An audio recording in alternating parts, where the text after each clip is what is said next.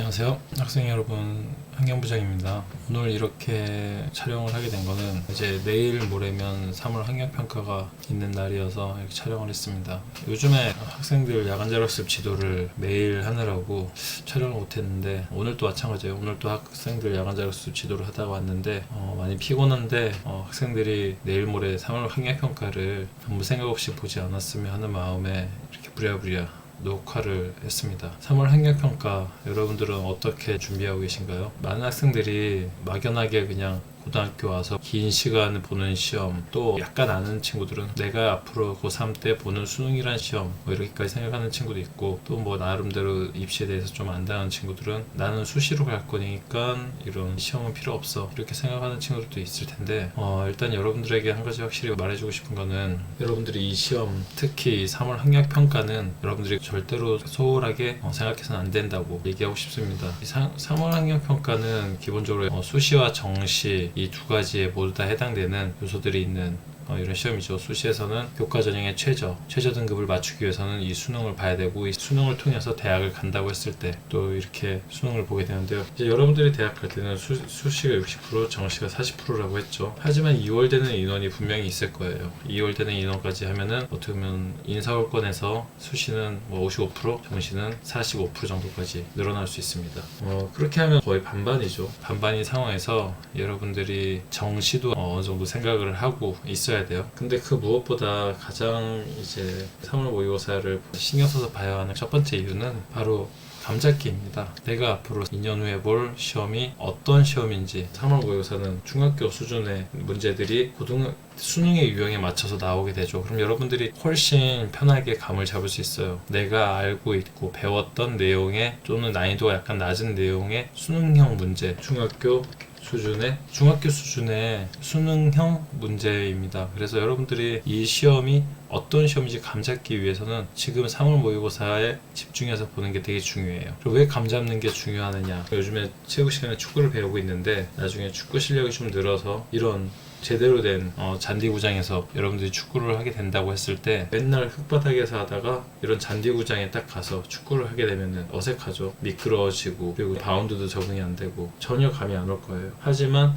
한 번쯤 이런 경기장에서 뛰어본 경험이 있다 하는 친구라면, 요즘같이 운동장에서 경기를 하면서도 내가 운동장에서 경기를 하고 흙바닥에서 경기를 하는데 잔디와는 이런 차이점이 있구나, 이런 걸 느낄 수 있겠죠. 그러면서 잔디의 그 느낌을 계속 비교해가면서, 또는 그 느낌을 어느 정도 토대로 내가 앞으로 다양한 경험들을 축적해 나갈 수 있을 거예요. 여러분들이 3월 달에 이 시험에서 감을 잡아야 되는 부분이 바로 이 부분입니다. 중학교 수준으로 나오기 때문에 문제는 여러분들이 그렇게 어색하지 않은 문제 난이도일 거예요. 하지만 유형은 수능형이기 때문에 중학교 때 배운 내용들이 이런 식으로 출제되는 게 수능이구나 라고 안다면, 여러분들이 훨씬 더 고등학교에 다양한 수업이나 다양한 공부에서 수능을 준비하고 수능에 대한 개념을 잡기가 좋을 거예요. 하지만 지금 이 시험을 그냥 나랑 상관없고 아직 먼 미래 하고 넘어간다면, 여러분들이 나중에 고3이 돼서 부랴부랴 그 감을 잡으려고 한다면 상당히 어려울 거예요. 3월달에 감을 잡고 고등학교 생활을 하는 것과 전혀 개념 없이 고등학교 생활하고 3학년 돼서 감을 잡으려고 하는 것과는 엄청난 차이입니다. 수능은 분명히 요령이 있는 시험이에요. 4등급, 3등급까지는 자기가 아는 거를 그냥 쏟아내면 된다고 생각해요. 하지만 2등급이나 1등급으로 올라가려면 문제를 풀고 이 전체적인 시험을 자신이 끌고 나가는 요령이 있어야 됩니다. 여러분들이 이 요령을 모의고사를 통해서 경험할 수 있어요.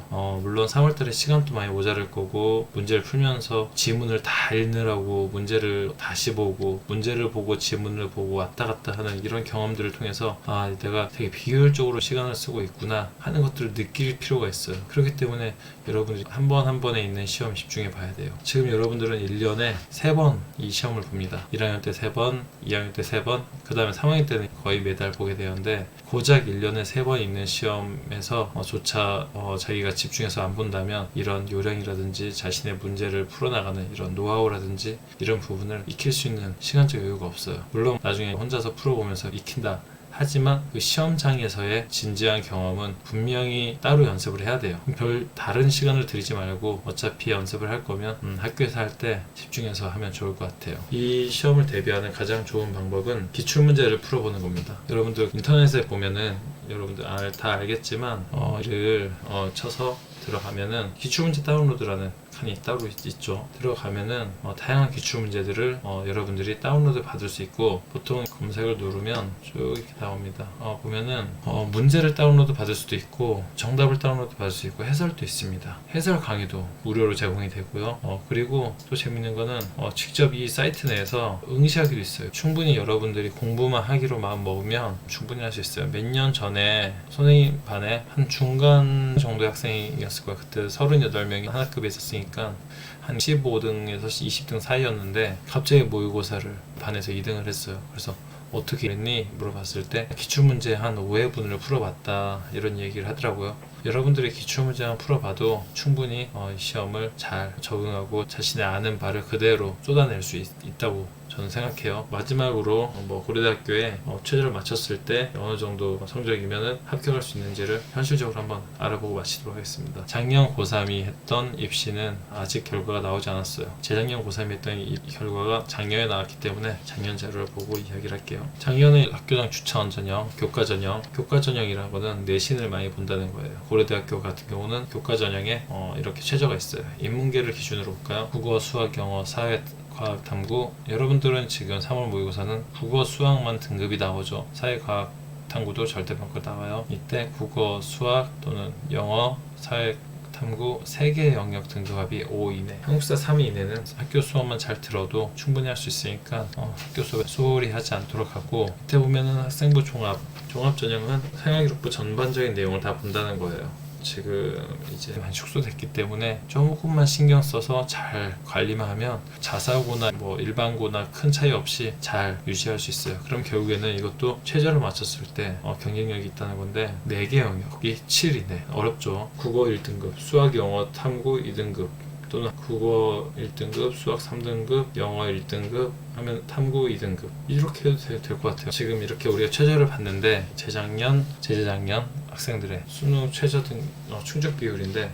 실제로 지원자에 비해서 충족률이 특히 작년 같은 경우는 반 정도밖에 안 되죠. 학력이 그만큼 코로나 상황으로 학업에 집중을 못하면서 많이 떨어지고 있다는 거예요. 올해 이제 2022학년도, 그러니까 작년 고3이 결과가 또 어떻게 나왔을지 모르겠는데 아마 더 떨어지지 않았을까 싶어요. 학생들이 많이 공부를 못하는 모습들을 많이 봤기 때문에 일단은 현재 이런 최저를 이렇게 못 맞추는 상황이다. 이 상황에서 자기가 최저를 맞출 수 있다면 충분히 경쟁력이 있다. 아까 학교 추천 이 부분이죠. 이 부분 성적이 좋은 학생들이 3개 영역을 가지고 경쟁했을 때 모집 단위별 상위 70%라는 거는 100%는 특이한 케이스이기 때문에 일반화하기 좀 어려운 상황이어서 보통 빠지고, 70%면 그러니까 1등부터 10등까지 합격을 하는데 이 중에 7등의 성적이라는 거예요. 7등, 8, 9, 10등은 되게 특이한 케이스일 수가 있고, 7등의 성적이 이 정도라는 거. 최저를 맞췄을 때 교과가 우수한 학생들이기 때문에 당연히 1등급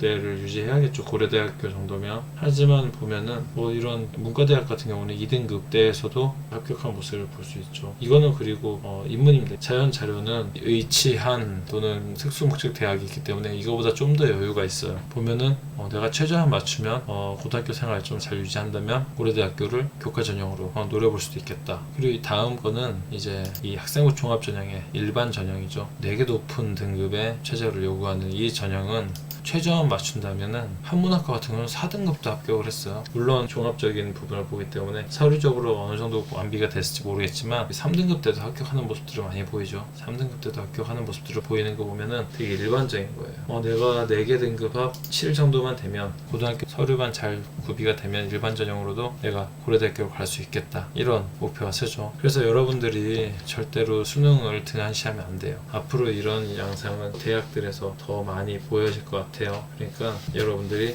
수능 모의고사라는 걸 중학교 수준에서 감을 잡고 고등학교 공부를 하면서 중학교 때 배운 이런 내용이 이렇게 나왔었는데 고등학교 때 배운 이런 내용은 이런 식으로 나오지 않을까라는 감을 좀 잡을 수 있는 중요한 시험이니까, 여러분들 대충 보지 말고 집중해서 보면 나중에 정말 후회하지 않을 거예요. 어떻게 보면 첫 성적이 나오는 시험이기도 하죠. 그래서 집중해서 잘 봐서 지금 1학년 학생들이 이 정도의 수준이구나 라고 하면서 객관적으로 알 수 있도록 해줬으면 좋겠어요. 자, 그럼 내일 모레 있을 시험 잘 볼 수 있도록 하세요. 화이팅! 상환경부장이었습니다.